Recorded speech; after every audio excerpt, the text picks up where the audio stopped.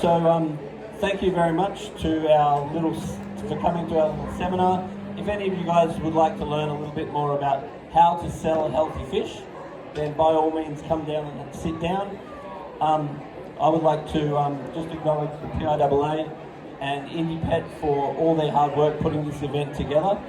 And one of the things that I guess these events really do is help to bring the industry together, and for us to realise that as an industry, we're really not alone. We're all in this together, and as an industry, our aim is to convert people that don't have fish to keep fish. And if we all stay on track with that goal, then we're going to grow the pie. And as an industry, what we don't want to do is fight over pieces of the pie. Various times in this industry, that's been the case, where a lot of the people have all competed with each other, whereas if we're able to find our own niches and respect each other's businesses, then together we can really grow a wonderful industry. Also, a lot of the time now, I'm seeing a lot of people in the industry getting very specialised, and they're going right into high-tech plant tanks, high-tech reef tanks, and that's an absolutely wonderful thing. But that is not how we necessarily grow the industry. How we grow the industry is step by step. We really want to expose people to those wonderful aquascape tanks, expose them to those wonderful reef tanks, but we also want to step through the reality of where to start versus where to end up. Because if you throw someone in the deep end, straight into the deep end, then they're going to have to spend a whole lot of money, and they're going to need a whole lot of skills really quickly.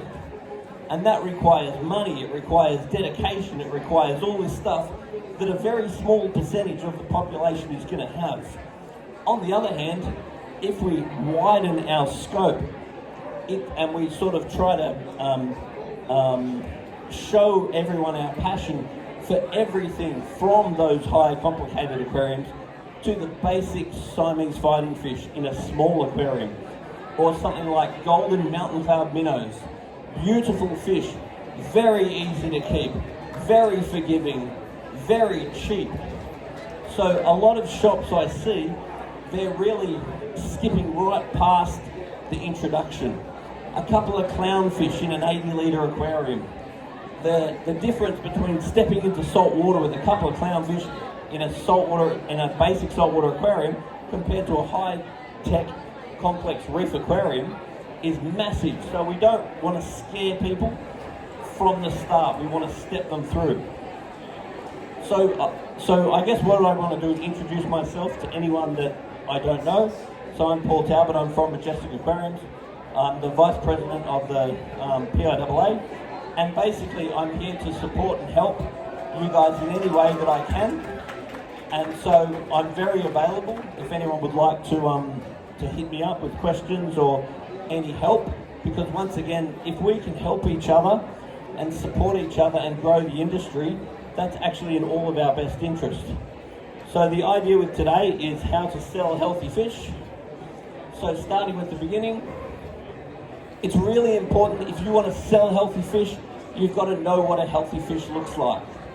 So you need to get an understanding every time you order a fish into your store, or let's say the person responsible for ordering the fish into your store, you really want to make sure that that person, you've got a couple of rules in place. Don't order that fish into your store unless you know a little bit about that fish and you know what that fish requires to look after, and you know what that fish looks like when it's healthy. So it's really important that you know what healthy fish are. Now you really want to also form a really good relationship with your suppliers. So you don't want to just go, so often I get retailers with no accountability. As soon as something goes wrong, they blame the supplier. But that's not having a good relationship with the supplier. You can't blame the supplier for everything that happens. Absolutely, sometimes the fault of the situation is the supplier, but you need to give the supplier the respect and have a conversation with that supplier. Tell the supplier honestly what's happened.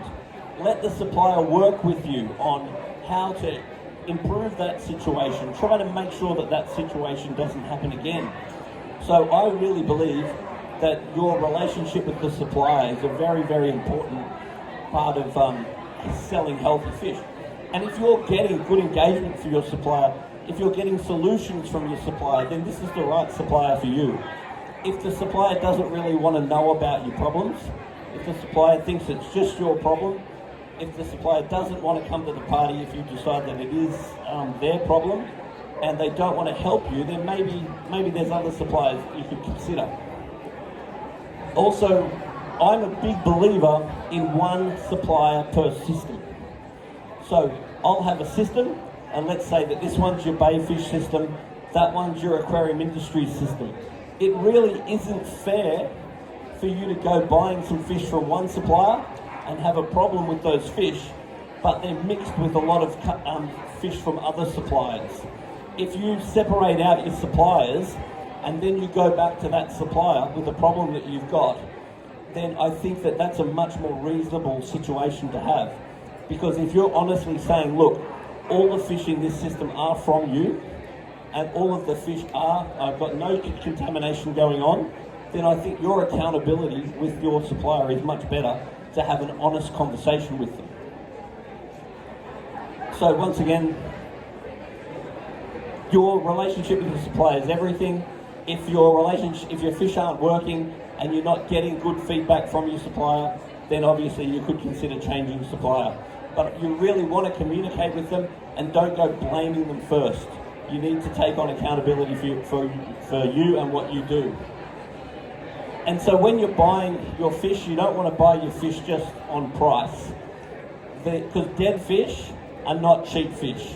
You want to buy the fish governed by your relationship with your supplier and how much they're helping you and whatever you're getting the best success with.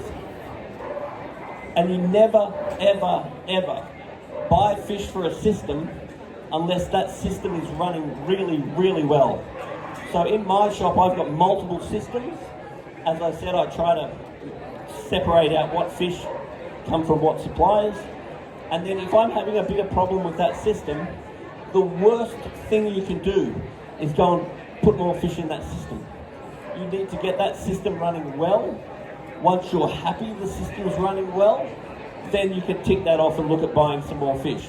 Because if you buy fish from a supplier, for example, you have some problem with the fish, and then you're thinking, oh no, there's no fish to sell, I better go and get more fish.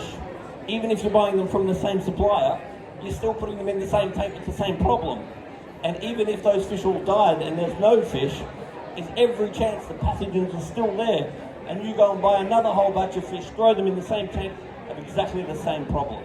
It's really important that you're confident with your system before you authorise more fish going into that system. Otherwise, you're literally throwing good money after bad money.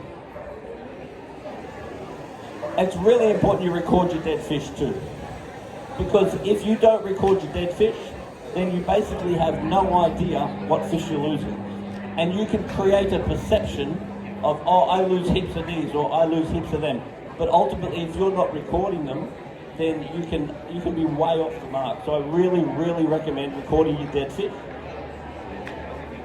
Now, as far as water testing is concerned, fish keeping is 50% water quality and 50% food quality. So in my job, a lot of what I do in your day is troubleshoot, and I'll do consultations a lot of the time for my customers.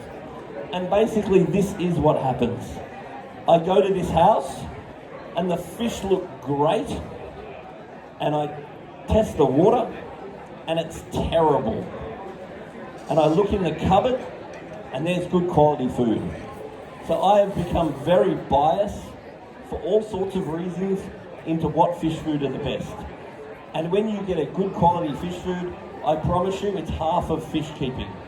Because when fish have got good immune systems, they've got strong, steady body slime, then how much they can resist is unbelievable. So then what I'll do is I'll go from this house, beautiful fish, terrible water. Obviously this is for a point, and then eventually they'll still go bad, but then I go to the very next house, all the fish are dying, I test the water, it's much better than that, guys. And I look in the cupboard, sure enough, crap food.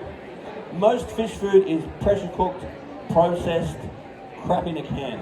When you find a good quality food, a slow cooked, a cold extruded, a holistic, when you get a good quality food, I want to tell you it's half of fish keeping.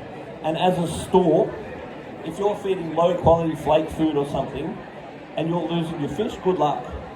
Because that's the same as feeding your kids 2-minute noodles and TV dinners. There really is a huge difference. Now, water quality testing is absolutely everything. I now, at my shop, I'll often use the spin test because it's very quick, it's very effective, and once again, it's very easy to record. You can even use the machine to record your levels within the system, because you need to know what your water quality is. The most important time to check your water is before you order fish. Not before you add fish, before you order fish. So you go, okay, I've got this system. The system's running very well. I'll do a water test on it. I need to know what's the KH, what's the GH.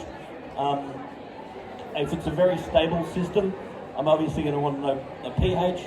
If it's a new system, I'm going to want to know ammonia and nitrite. But I need to know that this water's okay. You can't guess. You need to know what's going on with the system, then you order your fish.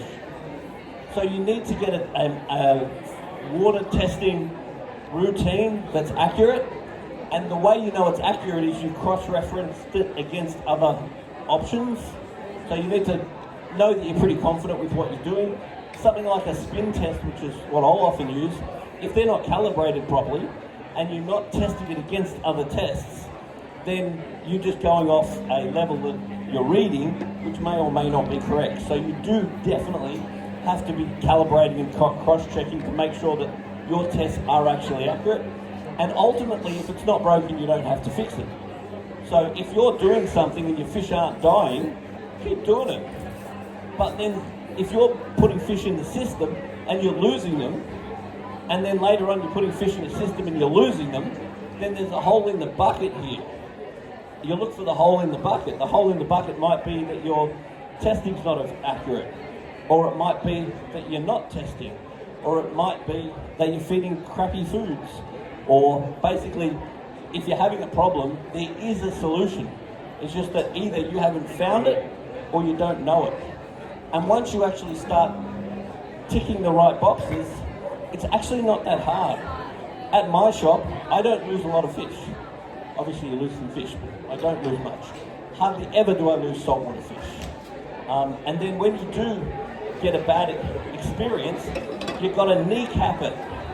Okay, I've got some fish that are not good. No more fish. Fix the fish. Next week, okay, fish are all right. Next week, fish are all right.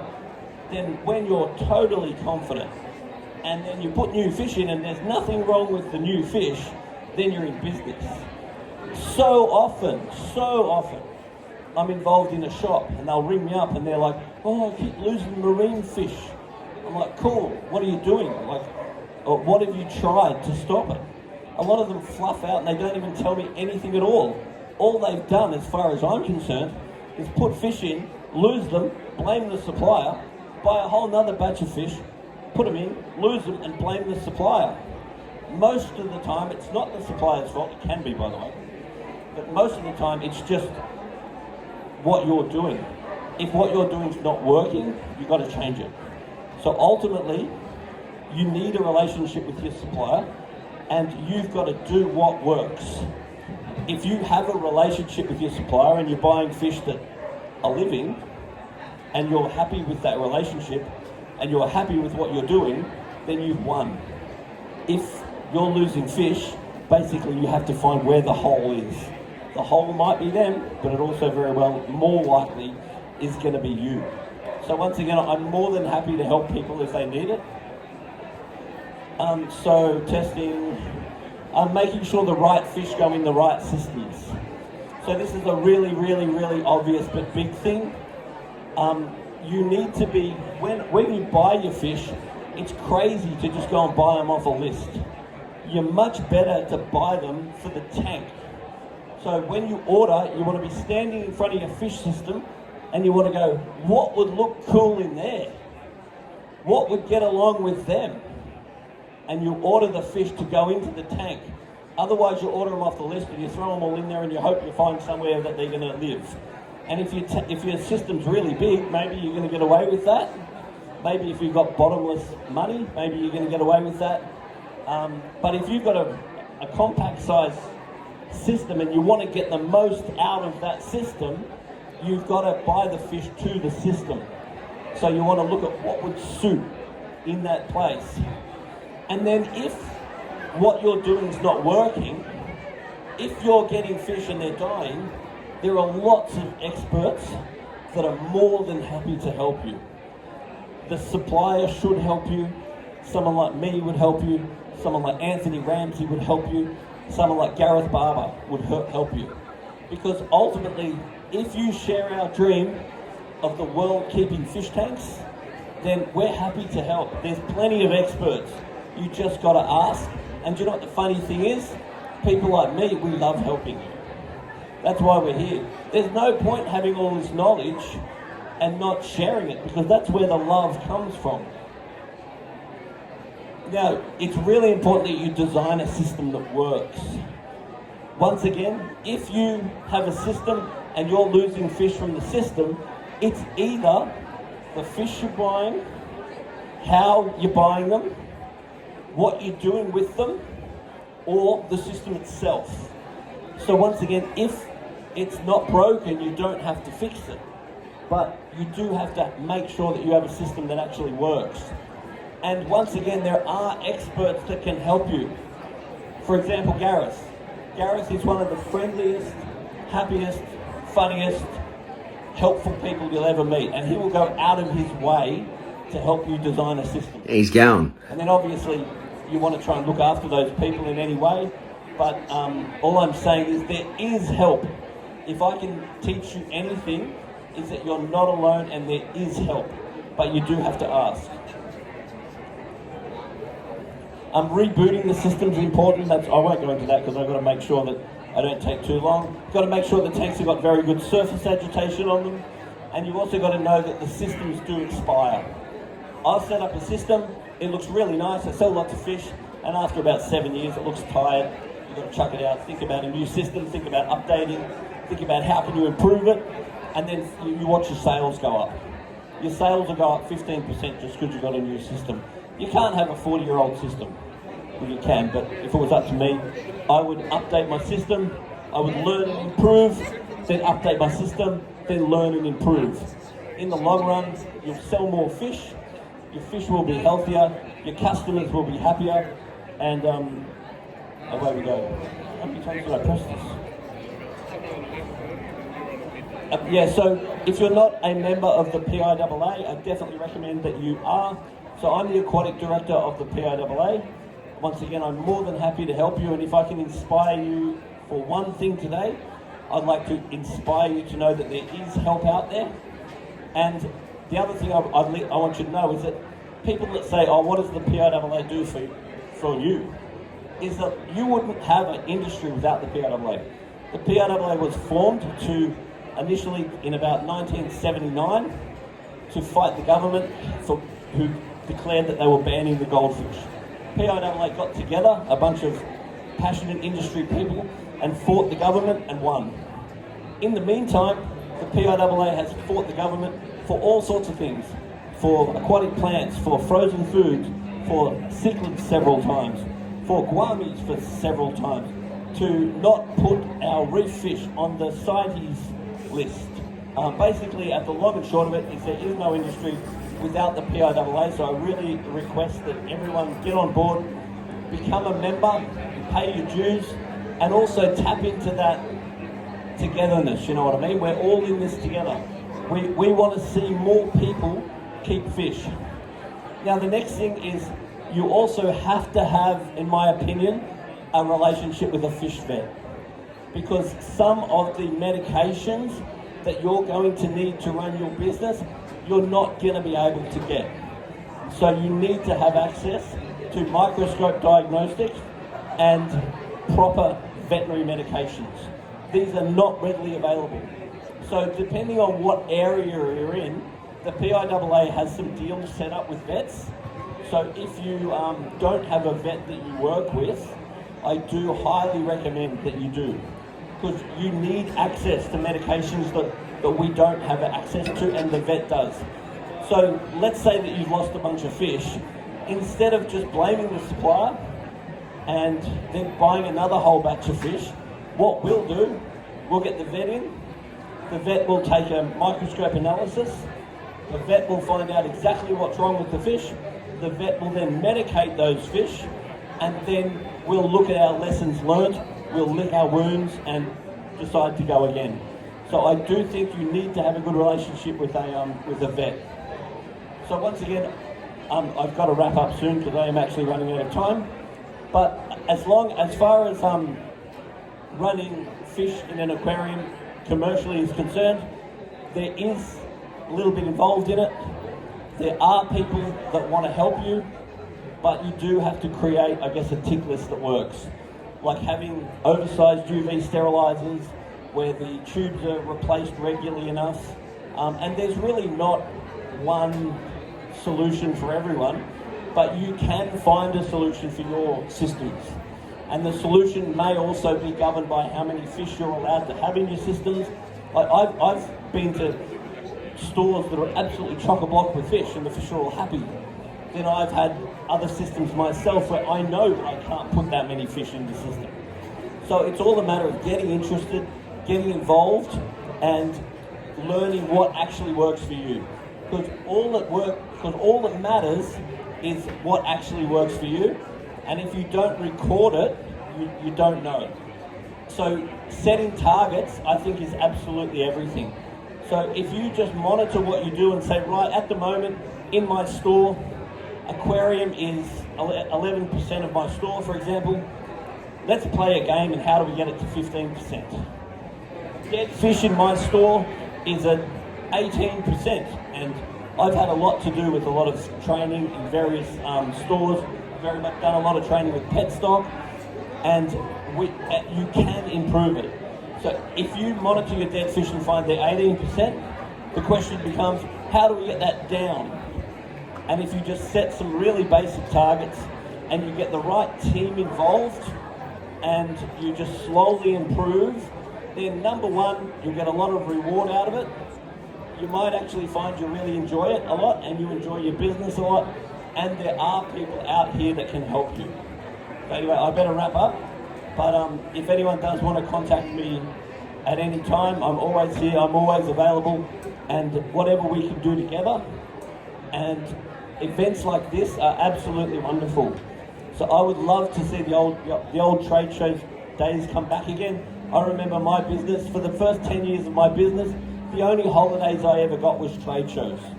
And coming to the trade shows and getting drunk with all my industry friends was my calendar Christmas, do you know what I mean? So as an industry, our aim is to get new people into the aquarium hobby and not fight over the people that are here. And if we can help each other, then I think we're really in for a wonderful industry. And there's no way I would have got through the rest of that. Now, I do really recommend everyone goes onto the PIAA website and completes the Aquarium Care 101 course. It is totally free.